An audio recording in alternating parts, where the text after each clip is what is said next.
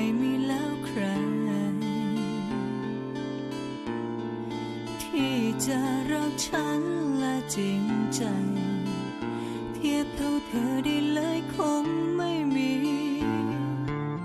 กลับมาเพื่อทวงคำสัญญา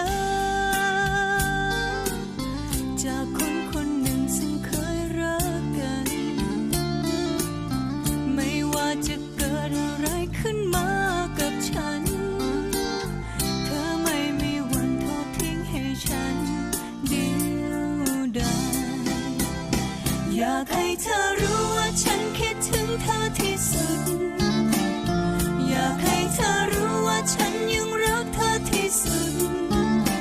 รักเธอไม่มีวันหยุดพูดจากสุดลึกสุดใจอยากให้เธอรู้ว่าฉันยังรักเธอแต่ตอนนี้เธออยู่ไหนรู้หรือไม่ว่าฉันต้องการ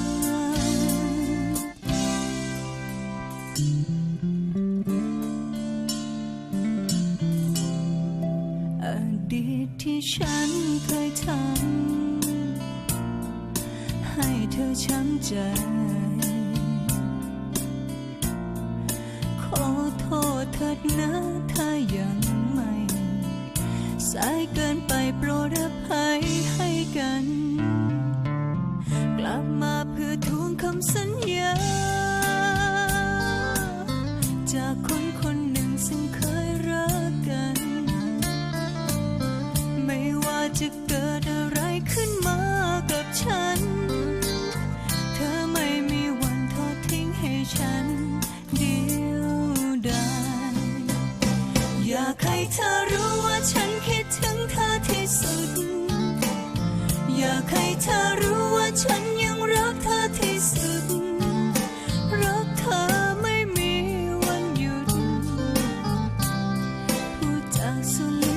กสุดใจอยากให้เธอรู้ว่าฉันยังรักเธอแต่ตอนนี้เธออยู่ไหนรู้หรือไม่ว่าฉันต้องการหากต้องขาดเธอไปฉันไม่เหลือใครอีกแล้วเฝ้ารอจนป่านนี้ยังไม่มีลายวิแววหรือว่าเธอมีใครแล้วจึงไม่ห่วงไม่เหลือเยื่อใยอีกแล้ว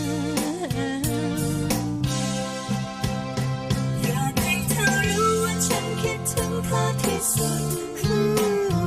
อยากให้เธอรู้ว่าฉันยังรักเธอที่สุดรักเธอไม่มีวันหยุดพูดจากสุด